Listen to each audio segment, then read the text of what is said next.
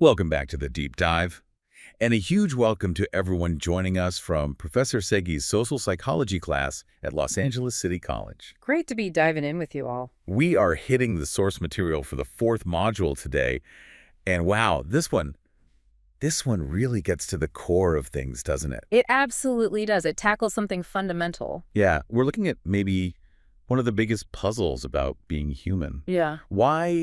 Why do we sometimes act in ways that seem completely opposite to what we say we believe? We all have these huge ambitions, especially living somewhere like Los Angeles, right? Yeah. You want the career, the degree, that perfect relationship. Definitely. The pressure's on. But then you look at how you actually spend your time or maybe your money, and sometimes your behavior just doesn't match up at all. It can feel like self-sabotage. And that's exactly the heart of what we're unpacking today. That really complex, often pretty messy link between our inner worlds, our attitudes, our feelings, and our outer world, our actions, our behavior. So what's the mission here? Well, the goal is to give you some powerful shortcuts, really. Insights from this module to help you understand not just others, but maybe more importantly yourself. Why you do what you do. Yeah, figuring that out seems crucial for just navigating everything, right? School, relationships, trying to build a career, even just daily life in a city that demands so much. Exactly. Understanding this connection is key. Okay, let's unpack this then. Where do we start? Maybe with that big, kind of surprising finding from the module. Let's do it. The big one is this. What people say their attitudes are. Well, it often doesn't predict their behavior very well at all. Right. Which totally goes against what you'd intuitively think. You assume beliefs drive actions, period. We do. But before we go further, maybe let's quickly define attitude like the module does. Good idea. So an attitude is basically our feelings, right? Yeah. Often shaped by our beliefs, and they sort of predispose us to react in a certain way, favorably or unfavorably, towards things, people, events. And the module uses that handy ABCs model, right? Affect, behavior, cognition. Exactly. A for affect, that's your feeling component. B for behavior, your actions, or your tendency to act. And C for cognition, your thoughts and beliefs about it. Okay, so logically, if I feel good about jogging, affect, and I believe it's healthy, cognition, my behavior actually jogging should just follow. Simple. That's the logical chain, yeah. But social psychology research just keeps showing it's not that simple. Not in isolation, anyway. Yeah, get this. The module points out studies where students' attitudes about cheating, they had almost no link to whether they actually cheated. That's a classic example. Or attitudes towards organized religion only, kind of, sort of linked up with actually going to services each week. Right, only modestly. And even people who said they were really pro-environment, well, that didn't really predict how much they drove their cars or, conserved resources day to day. And self-described racial attitudes often gave very little clue about actual behavior in real interactions. So what's going on there? Why the huge disconnect? Well, what's fascinating, and what the module really highlights, is that the expressed attitude itself is just. It's vulnerable. It's subject to so many other influences happening in the moment. Like what kind of influences? Oh, everything. Convenience, what you think other people expect, maybe the cost of something, or just plain old habit. Inertia is powerful. So when someone says, yeah, I'm totally committed to protecting the environment, that single statement is constantly fighting against, like, is the recycling bin closer than the trash can? Exactly. Or is the eco-friendly product way more expensive? Or do my friends think this is weird? All that context makes predicting one specific action based on one general attitude. Well, that's almost impossible. Wow. Okay. That hits home. Thinking about my own LA ambitions, like wanting that dream job in entertainment, my attitude is totally positive. Right. But if I spend 3 hours binge watching something instead of, say, networking or working on a script, yeah, my behavior is showing that the attitude is losing out to convenience or habit. Precisely.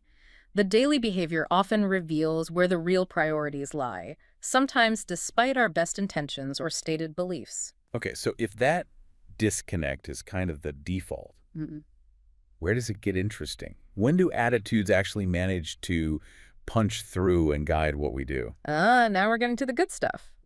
The module points out 3 key conditions where attitudes do become better predictors. All right, lay them on me. Condition 1. Condition 1. The behavior needs to be looked at in aggregate, over time. Aggregate. Meaning, like, averaged out. Exactly. You can't reliably predict if your friend who loves fitness will go to the gym today. Too many variables, maybe they're tired, busy, whatever. Right.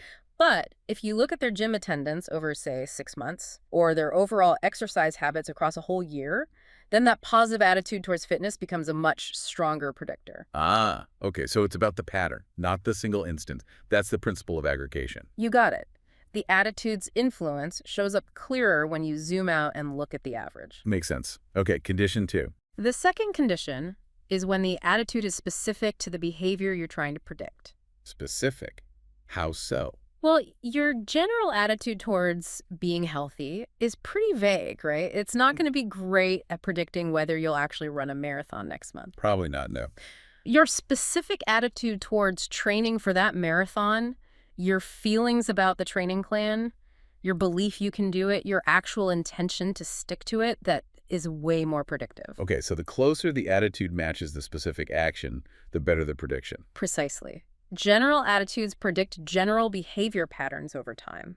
Specific attitudes predict specific behaviors. And that sounds like it connects to that other theory mentioned, the theory of planned behavior. Eisen and Fishbein. Spot on. That theory brings it all together beautifully. Yeah. It says predicting behavior isn't just about the attitude. What else is involved? You need the attitude towards the specific behavior, plus what you perceive the social norms are like. What do people around you think or expect? Okay, attitude plus social norms. And crucially, your feelings of control or self-efficacy. Do you actually believe you can perform the behavior? Ah, okay. So attitude, norms, and feeling like you can actually do it. Right. Those three things together shape your specific intention. And it's that solid intention, not just a vague positive feeling, that really drives the action. That seems super relevant for planning anything big, like a career path here in LA. Right. You need that specific intention backed up by feeling capable and maybe some support. Absolutely essential. Okay, makes sense. And the third condition for attitudes predicting behavior. The third is about the attitude itself being potent, strong. Gaming. Meaning attitudes that are easily accessible in your mind, ones you think about often, and ones that are stable over time, those are better predictors. But there's a key part here. The Yeah. module emphasizes that attitudes forged through direct personal experience are much, much stronger and more likely to guide your actions consistently. Ah, so actually doing something creates a stronger attitude than just reading about it or hearing about it. Way stronger. Experience cements the attitude. If you volunteered at a shelter and saw the issues firsthand, your attitude towards homelessness is likely far more potent and action guiding than if you just read an article. Gotcha. And this links to self-awareness too, right? Definitely. When you're more self-aware, when you actually pay attention to what you believe and what you're doing, you tend to be more consistent. It's like holding up a mirror to yourself, harder to ignore the mismatch. Okay, this is fascinating, but it kind of leads to an even bigger question, doesn't it? What's that? What if we flip the whole thing? What if our actions actually create our attitudes? Ah, yes. Now we're getting into perhaps the most powerful and maybe counterintuitive idea from social psychology, the idea that attitudes often follow behavior. We actually start believing in what we do or what we stand up for.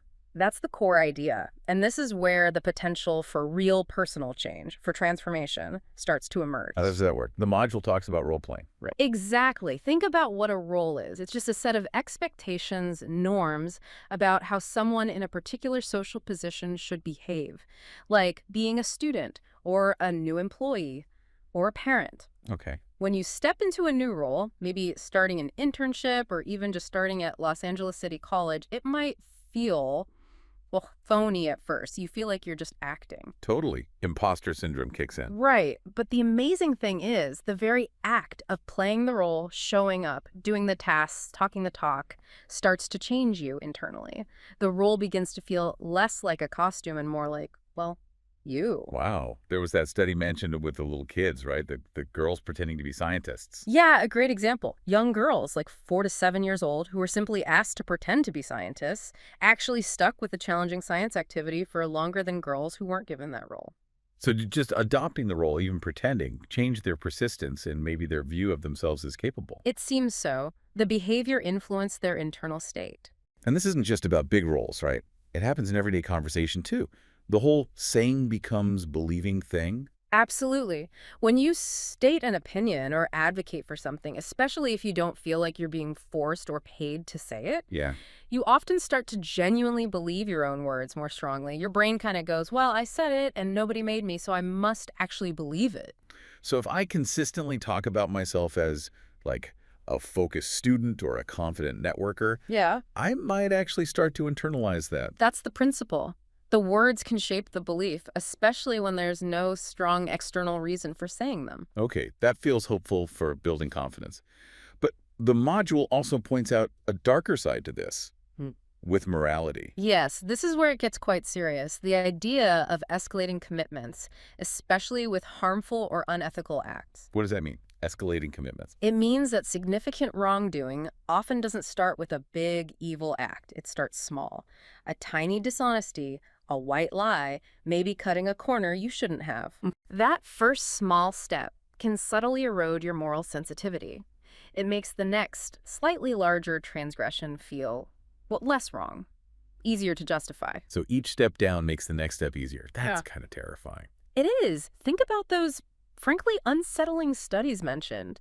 Like the one where students were led to believe they'd done something slightly harmful, like kill some bugs. Yeah. They were later found to be more willing to engage in more aggressive acts. The initial, maybe minor transgression seemed to lower their internal barriers. Wow. Okay. Yeah. So starting with even a small compromise, like maybe fudging some data on a report or making an excuse, that genuinely makes it psychologically easier to do something worse later. The research suggests that's a real risk. The behavior changes the attitude towards that kind of behavior. That feels incredibly relevant for navigating pressure situations, whether it's in school or starting a career. Maintaining integrity seems like it requires vigilance from the very first small choice. It really does. But, and this is crucial, the reverse is also powerfully true, meaning moral action builds moral character, especially when that moral action is freely chosen, not forced upon you. So doing the right thing, even when it's hard, reinforces your commitment to being ethical. Absolutely. It strengthens your self-perception as a moral person. Acting ethically actually builds your moral thinking. If you want to be a good person, the fastest way is often just to act like one consistently. Okay, so behavior shapes attitudes. That's the big takeaway. Yeah. But why? What's the mechanism? This is where the module gets into those three different theories, right? Exactly. 3 distinct psychological explanations for this powerful phenomenon of self-persuasion. All right, theory number 1. Theory 1 is the most straightforward, maybe the most superficial. It's self-presentation theory, sometimes called impression management. Impression management, like PR. Kinda, yeah. Yeah. It basically says we care what other people think of us a lot. So to appear consistent and avoid looking hypocritical, we might express attitudes that align with our past actions, even if we don't fully feel them internally at that moment. So it's about looking good on the outside, maintaining a consistent image for others. Primarily, yes. It's managing the impression we make. We might automatically pretend our attitudes match our behavior just to seem stable and predictable to others. Okay, that makes sense. Pretty surface level, though. What's theory 2? Theory 2 goes much deeper. This is the famous cognitive dissonance theory. Ah, dissonance. I've heard of that. It's about feeling uncomfortable, right? Exactly. Cognitive dissonance is that really unpleasant tension or psychological discomfort you feel when you hold two conflicting thoughts, beliefs, or attitudes, or when your behavior clashes with your beliefs. Like feeling guilty or hypocritical. Yes, that kind of internal clash. And the core idea is that we are strongly motivated to reduce that uncomfortable tension. We need to resolve the inconsistency somehow. And how do we do that? Often the easiest way is to change one of the conflicting elements. And frequently that means changing our attitude to match the behavior we already performed. So we justify the behavior after the fact by changing our belief about it. Pretty much. A key concept here is insufficient justification. Yeah. Imagine you do a really boring, tedious task. Just awful. Now, if someone paid you $100 to do it, you have plenty of external justification. You did it for the money, no dissonance. Right. Makes sense. But what if they only paid you $1? Now you lack sufficient external justification. Why did you do that horrible task for basically nothing? Dissonance kicks in. Okay, yeah, that would feel weird. So to reduce that dissonance, you might unconsciously change your internal attitude. You might start thinking, you know what? That task wasn't so bad. It was actually kind of interesting in parts. You convince yourself you liked it because the external reward wasn't enough to explain why you did it. Wow. So we trick ourselves to feel better about our choices when the payoff is low. In essence, yes. And this leads to another effect the module mentions, the choices influence preferences effect. Okay, what's that? Think about making a tough choice between two things you really like, maybe 2 different colleges you got into, or 2 promising career paths here in LA. Yeah, tough decision. After you finally choose one, Dissonance theory predicts you'll start to feel even better about the one you chose, and you'll start to downplay the good things about the one you rejected. You exaggerate the positives of your choice and the negatives of the alternative. Why? To make yourself feel better about the choice you made? Exactly. To reduce the lingering dissonance or regret over the option you gave up, the act of choosing physically changes your preferences afterwards. That explains a lot about sticking with decisions. It does. And it also helps explain selective exposure. Selective exposure. Yeah, this is our tendency, once we've committed to a belief or a decision, to actively seek out information that confirms it and to avoid information that challenges it. We want to avoid triggering more dissonance. So we surround ourselves with things that agree with us. That sounds like, well, like filter bubbles and echo chambers. It's a core psychological mechanism that can contribute to those phenomena, definitely. It makes changing deeply held beliefs very difficult. Okay, so that's dissonance-reducing internal tension. What's a third theory? The third one offers a different angle entirely. It's self-perception theory. Self-perception? Yeah. How's that different from dissonance? Dissonance sounds pretty internal and emotional. It is. Dissonance is about that uncomfortable feeling, that arousal. Self-perception theory is much cooler, more cognitive, more logical. It's less about fixing discomfort and more about figuring ourselves out. Okay, how does it work? Self-perception theory suggests that when we're unsure about our own attitudes or feelings, maybe they're weak or ambiguous, we figure them out the same way someone else would, by observing our own behavior and the situation it occurred in. Wait, so we look at ourselves from the outside? Almost.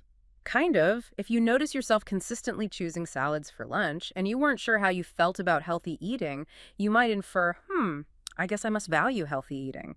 You deduce your attitude from your actions. So it's like, I'm doing this, therefore I must believe in it or like it, not because I feel tense, but just as a logical conclusion. Precisely. It's an inference, like an observer making sense of your behavior. No internal tension required. Interesting. What kind of evidence supports this? Well, things like the facial feedback effect. Facial feedback. Yeah, the finding that simply making a certain facial expression, like forcing yourself to smile, even if you don't feel happy, can actually trigger the corresponding emotion. So the physical act of smiling makes you feel happier.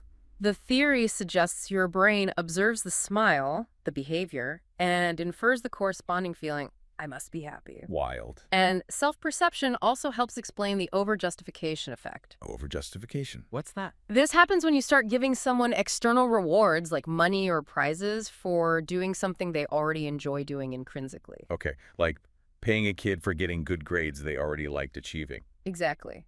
What can happen, according to self-perception theory, is the person observes themselves doing the activity and receiving the reward. They might then infer, oh, I must be doing this for the reward, not because I actually like it. So the external reward over-justifies the behavior and kills the internal motivation. It can, yes. They start attributing their behavior to the external control, the reward, rather than their own internal interests. Okay, wow. 3 really different ways behavior can shape attitudes. How do they fit together? Does one theory win out? Well, they aren't necessarily mutually exclusive. They might explain different situations or different aspects of the process. Oh, so. Dissonance theory seems particularly good at explaining what happens when our behavior conflicts with strong pre-existing attitudes. That's when you feel that internal tension, that arousal, that need to justify or change something. It's about resolving conflict. Okay, so dissonance is for attitude change when there's a clash. Right. Whereas self-perception theory might be better at explaining attitude formation, when we don't have strong attitudes to begin with, or when we're developing new ones, like stepping into a new role. So as we act in new ways, we observe ourselves, reflect, and form attitudes that match those actions, which then guide future behavior. Exactly. We act, we observe, we infer the attitude, and that newly formed attitude becomes more accessible to guide us next time. It's more about constructing our attitudes as we go. So dissonance is like fixing a problem, Yeah. and self-perception is like building an understanding. It's a pretty good way to put it, yeah. One deals more with discomfort reduction, the other with cool observation and inference. Man, we have covered a ton of ground today. This is really fundamental stuff. It really is. It touches on so many aspects of life. For sure. And thinking about everyone listening, especially you students, juggling classes, maybe jobs, family stuff, trying to figure out your path here in LA, this feels incredibly relevant. It seems like the big takeaway isn't just have a positive attitude. It's realizing that those small, concrete, daily actions They matter way more than we think. Absolutely. Where you choose to put your energy, who you spend time with, even how you talk about yourself and your goals.